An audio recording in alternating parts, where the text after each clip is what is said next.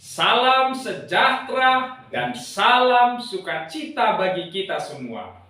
Saudara-saudara yang dikasihi Tuhan, hari ini saya kembali berbagi firman Tuhan kepada saudara-saudara sekalian. Kiranya firman Tuhan ini selalu menginspirasi, menguatkan, dan meneguhkan kita untuk menghidupi firman Tuhan, sekaligus memberitakan firman Tuhan kepada orang lain. Oleh sebab itu, saudara-saudara yang dikasihi Tuhan, mari kita baca firman Tuhan hari ini yang tertulis dalam Lukas pasal 4 ayat 14 sampai ayat 21. Demikianlah firman Tuhan.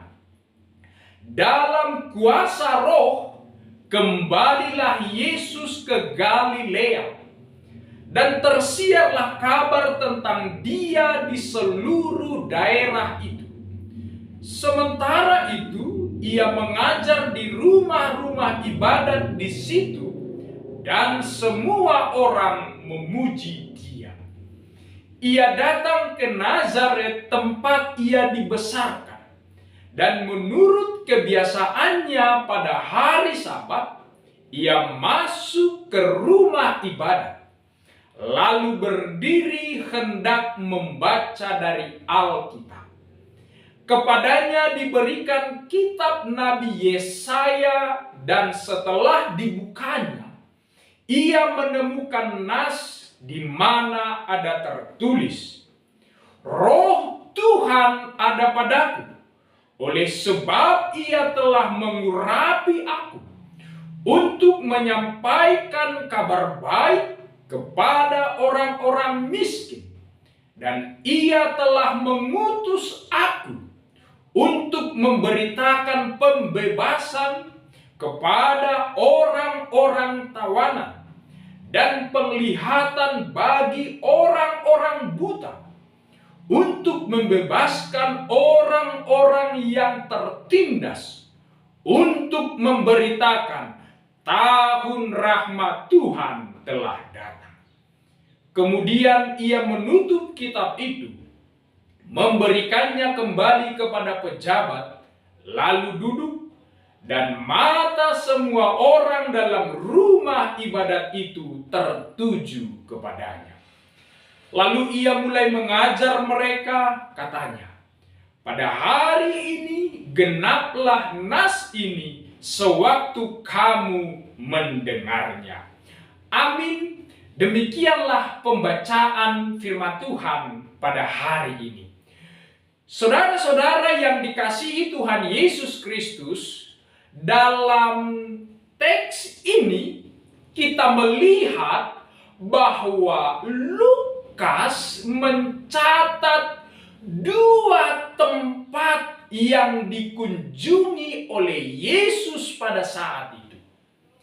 Yang pertama adalah Galilea, dan yang kedua adalah Nazaret.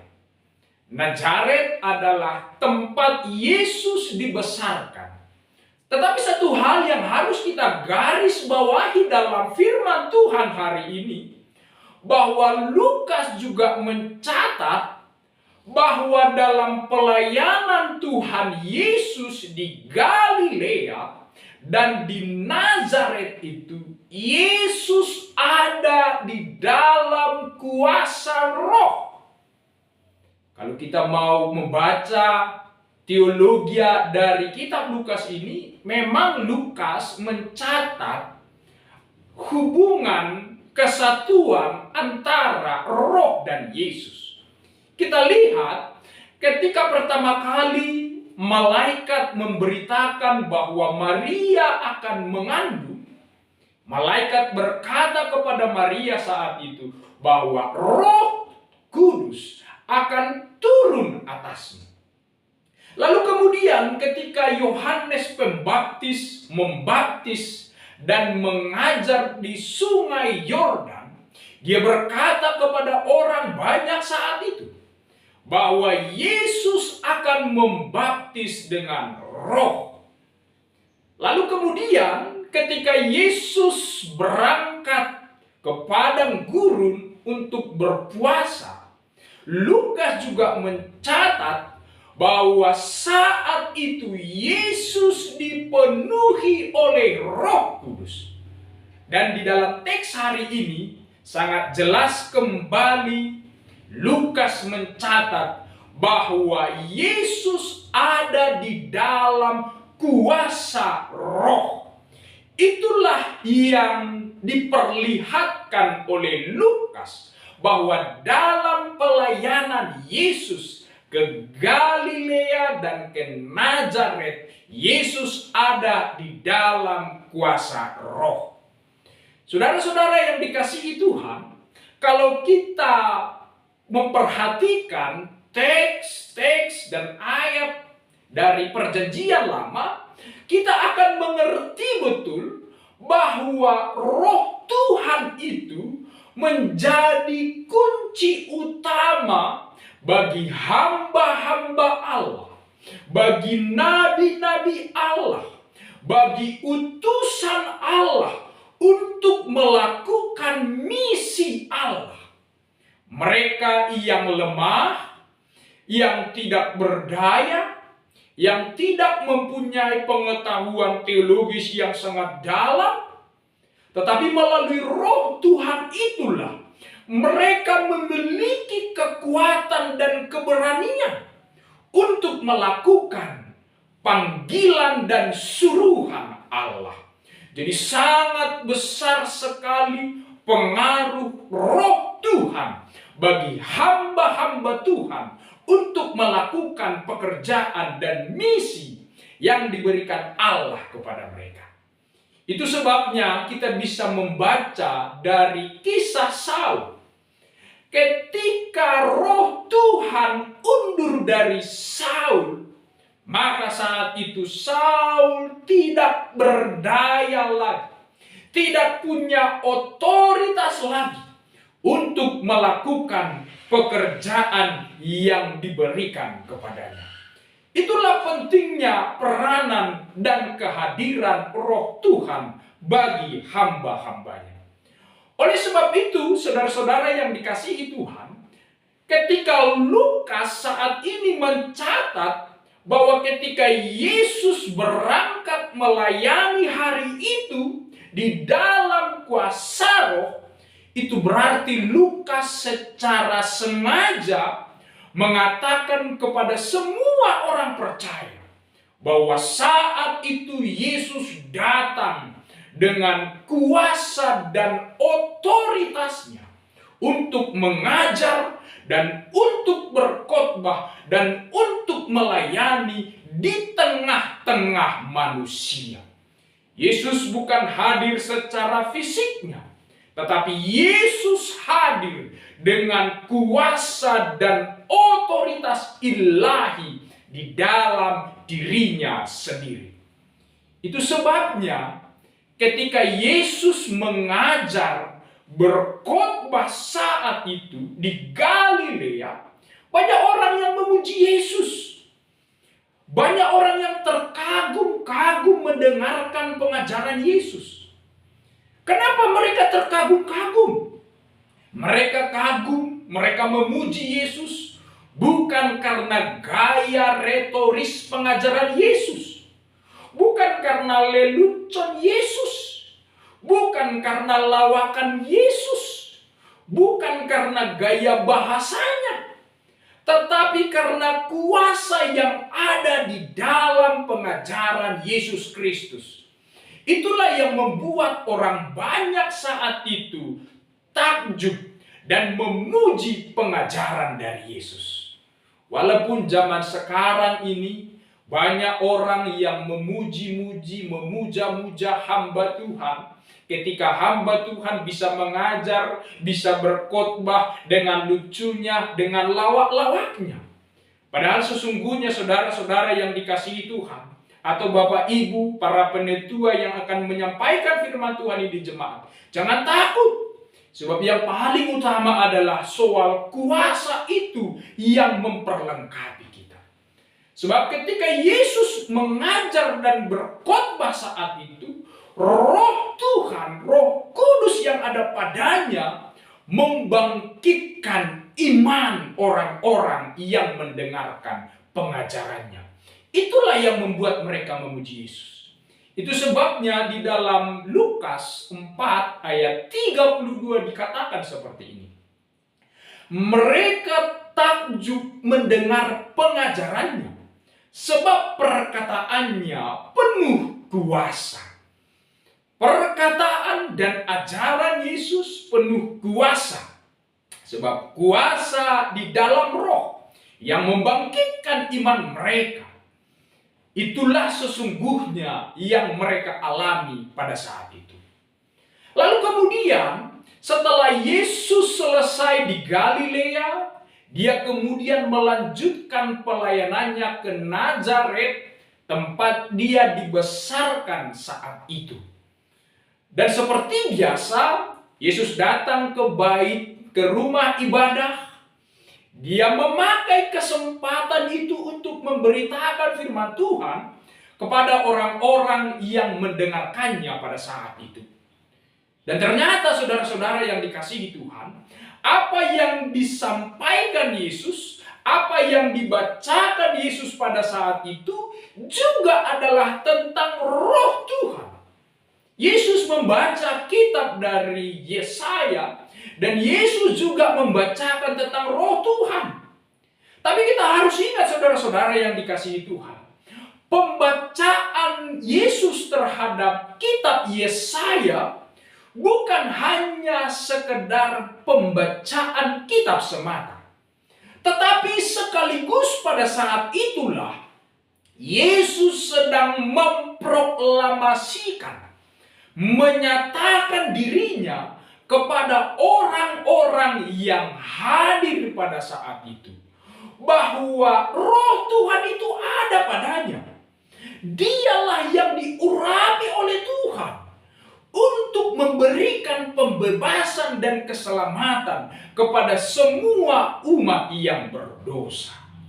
Itulah yang sesungguhnya yang dibacakan oleh Yesus dan juga dinyatakannya, diproklamasikannya ketika dia membacakan firman Tuhan melalui kitab Yesaya. Roh Tuhan itu ada padanya dan dia diurapi oleh Tuhan, dipilih oleh Tuhan untuk memberikan pembebasan dan keselamatan kepada semua manusia yang berdosa.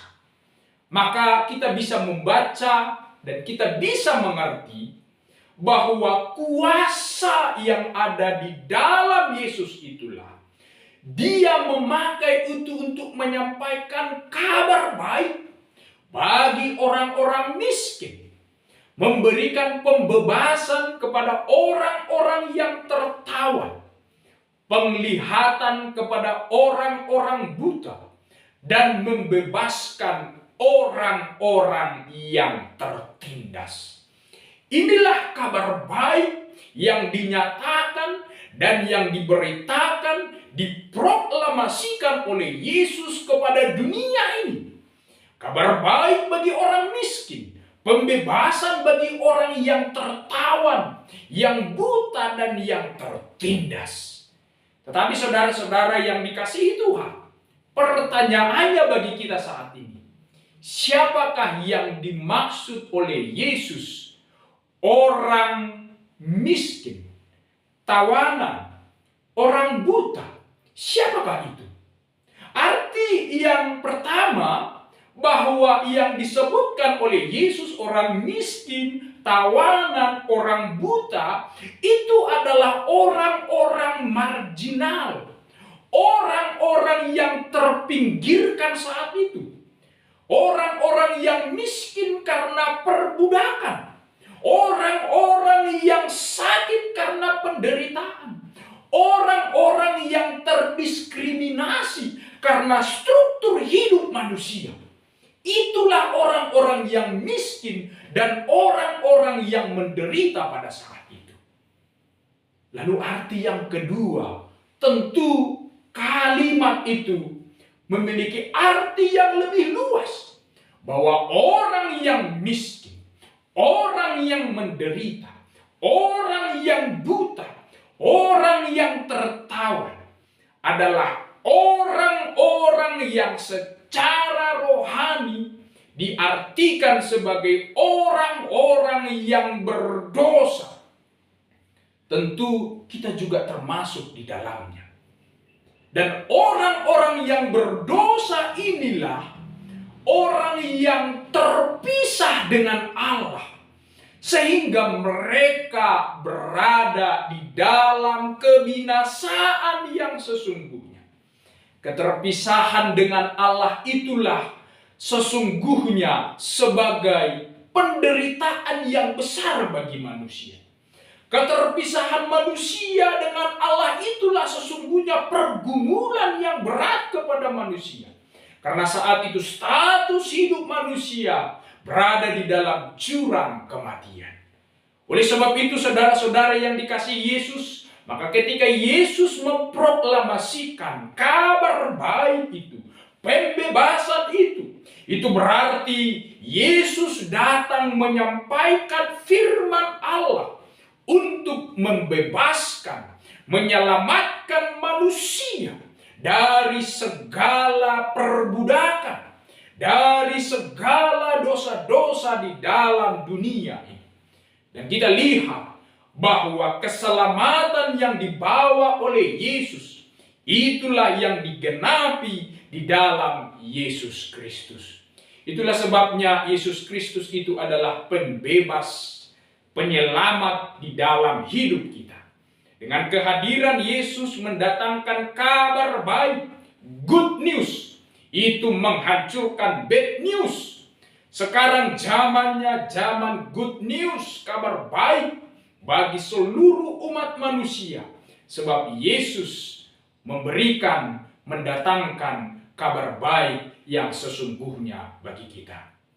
Oleh sebab itu saudara-saudara yang dikasihi Tuhan Yesus, Anda dan saya hari ini, kita percaya bahwa orang yang percaya adalah orang-orang yang meneruskan misi Kristus, menyampaikan kabar baik kepada orang-orang yang lemah, memberitakan Injil kepada orang-orang yang tertindas, memberitakan pembebasan kepada orang-orang yang tertawan. Lalu pertanyaannya adalah bagaimana cara kita untuk melakukan semua ini? Kita kembali kepada firman Tuhan hari ini. Rahasianya adalah ada di dalam Roh Allah.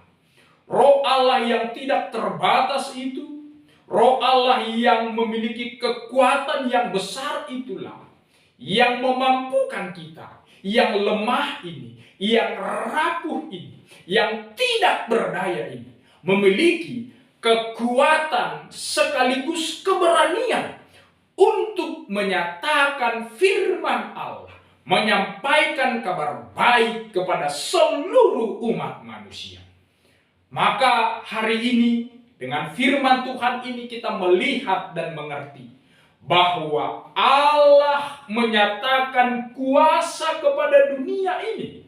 Allah memakai orang-orang yang percaya untuk menyatakan kuasanya kepada dunia dengan tujuan agar dunia ini melihat dan merasakan bahwa tahun rahmat Tuhan sudah datang. Maka jika pembebasan itu sudah kita terima, jika keselamatan itu telah kita alami dalam hidup kita, maka segala penindasan, segala intimidasi, dan segala kekerasan yang mungkin pernah kita lakukan, yang sengaja kita lakukan, maka harus kita hapuskan. Karena sesungguhnya Allah telah mendatangkan keselamatan, kabar baik untuk membebaskan kita. Maka hari ini Bapak, Ibu, dan saudara-saudara yang dikasihi Tuhan, kita telah menerima pembebasan itu. Maka hiduplah di dalam kasih karunia Allah. Amin. Tuhan Yesus memberkati.